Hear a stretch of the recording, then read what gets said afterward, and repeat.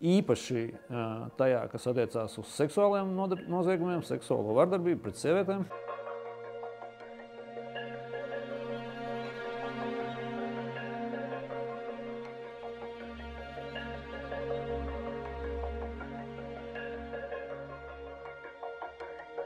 Legālie, nelegālie imigranti un bēgļi. Glābiņš Latvijas ekonomikai vai draudz Latvijas un Eiropas pastāvēšanai.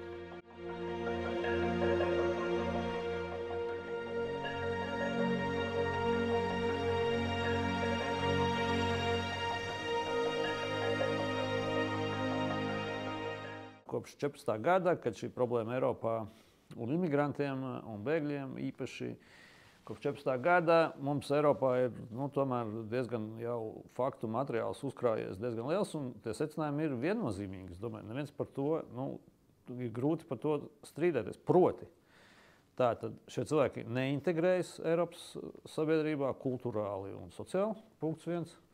Punkts 2, pieauga radikāli, dramatiski pieaug noziedzība un pasliktinās drošības situācija pilsētās. Īpaši tajā, kas attiecās uz seksuāliem noziegumiem, seksuālo vardarbību pret sievietēm.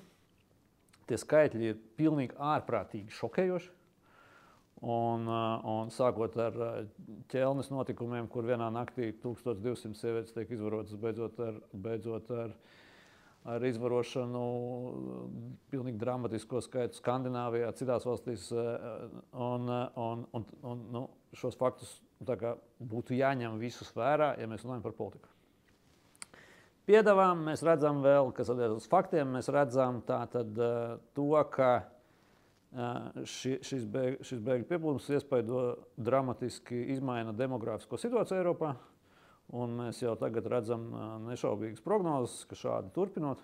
Tas ir, pareizi sakot, pat ja tagad mēs apstātos, tagad bēgļu pieplūdums apstātos, tad vienalga 2050. gadā, kas nav nemaz tik tālu, vairāk kā puse jaundzimušo pilsoņu, lielākā daļā Rietuma Eiropas valstu būs islamticīgie.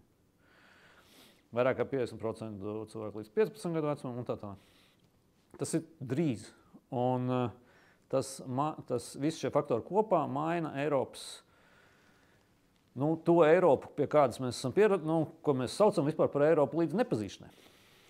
Teiksim, ņemot vērā visus šos faktus, droši vien te vēl jāpiebilst tas, ka mēs arī skaidri zinām, un fakts ir arī tas, ka Krievija, Putins un Lukašenko apzināti veicina īstenot šo te kā hibrīdu kara operāciju, apzināti veicina bēgļu pieplūdumu Eiropā, tā skaitā caur Latvijas robežu, kas uz mums attiecas. Lūk, tātad, ja zinot šo visu,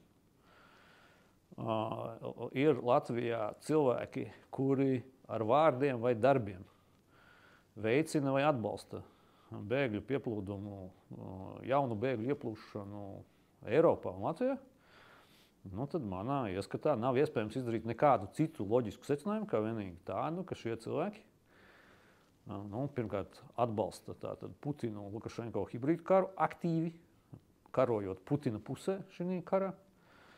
Un otrkārt, tiešā veidā veicina Eiropas kultūras un sociālās un kulturālās vides, kādu mēs to pazīstam, kas asociējas ar vārdu Eiropa, sagraušanu un iznīcināšanu diezgan jau pārskatāmā nākotnē. Attiecīgi, es domāju, ka tā ir nepareiza rīcība, tā morāli neattaisnojama rīcība, stulba rīcība, un tā nevajadzētu darīt. Vai tev liekas būtu pareizi, ka robežsargi drīkstētu šaut? Robežsargiem ir jādod visu iespējas pielietot spēku, visu nepieciešamo spēku, lai nosargātu robežu. Un ir tikai viens veids, kā panākt, ka cilvēki nemirs uz Latvijas robežas.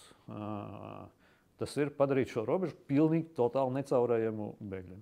Ja viņi bija pilnīgi totāli necaurējami, tad tur neviens arī nenāks, nevienu tur nevedīs uz turieni un neviens tur bojā neies. Ja? Tā kā jā, robežsargiem ir jādod visi instrumenti, lai nosargātu robežu. Ar ko atšķiras nosacītie Somālijas bēgļi no Ukrainas? Labs jautājums. Acīm redzamā atbilde ir tā, ka šie bēgļi atšķirās kultūrāli. Teiksim, skaidrs, ka Ukrainas bēgļi ir mums kultūrāli, reliģiski, mentāli un tā tālāk daudz tuvāki un daudz spējīgāki. Mums ir pamats domāt, ka viņi var integrēties vairāk vai lielākā mērā mūsu vai Rietumeiropas sabiedrībā nekā Somālijas vai Dienvidsudānas vai Etiopijas bēgļi.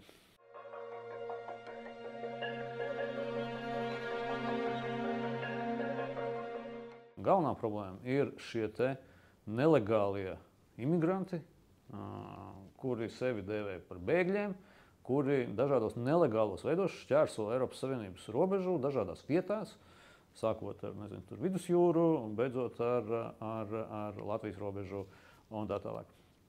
Un kuri pēc tam nelegālā veidā šeit iekļuvuši Eiropas Savienībā, pēc tam pretendē šeit uz tādu vai citādu legālu statusu, iegūst šo statusu, paliek šeit uz dzīvi, viņiem dzimst bērni daudz vairāk, ar daudz lielāku dzimstības rādītāju, daudz augstāk nekā vietējām kopienām, un rezultātā mēs nonākam pie šīs situācijas, ka 25-30 gadu laikā vairākums cilvēku daudzās tradicionālās vēsturiskās Rietumeiropas valstīs būs musulmaņi.